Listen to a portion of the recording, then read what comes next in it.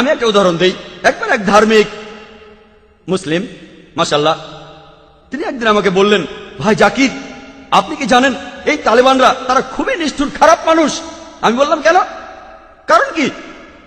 কারণ তারা মহিলাদের মারে। আপনাকে কে বলেছে? আমি নিজের চোখেই দেখেছি। কোথায় দেখেছেন? আমি বিবিসিতে দেখেছি। আমি এখানে তালেবানদের পক্ষে কথা বলছি না, তারা আমার বন্ধু না, আবার শত্রুও না, তাদের পক্ষে বলছি না। তারা আমার বন্ধু না। আমি পৃথিবীর বিভিন্ন দেশে ঘুরে বেড়াই। একবার মালয়েশিয়াতে লেকচার দিচ্ছিলাম, সেখানে এক দম্পতি, তারা দুজনেই ডাক্তার। একজন স্ত্রীরোগ বিশেষজ্ঞ, অন্যজন শিশুরোগ বিশেষজ্ঞ। তারা 1 মাসেরও বেশি সময় আফগানিস্তানে ছিলেন। সেখানে তারা আহত লোকদের চিকিৎসা করছিলেন। আর সেই মহিলা ডাক্তার, তিনি আমাকে বললেন, টেলিভিশনে যে ভিডিওটা দেখানো হয়েছে, তালেবানরা এক মহিলাকে মারছে, তারা তালেবান না। আপনি কিভাবে জানলেন? কারণ আমি তালেবানদের সাথে ছিলাম। আমি জানি তারা কিভাবে পাগড়ি বাঁধে। যেমন ধরুন, আমরা আরব নই, তাই আমরা বুঝতে পারবো না পাগড়ি বাঁধার কতগুলো নিয়ম আছে আরবদের মধ্যে। তবে আরবরা জানে যে আরব আমিরাতে পাগড়ি পরার নিয়ম একরকম, সৌদি আরবে পাগড়ি পরার নিয়ম আরেক রকম, কুয়েতে পাগড়ি পরার নিয়ম আলাদা। তারা জানে, কিন্তু আমরা জানি না।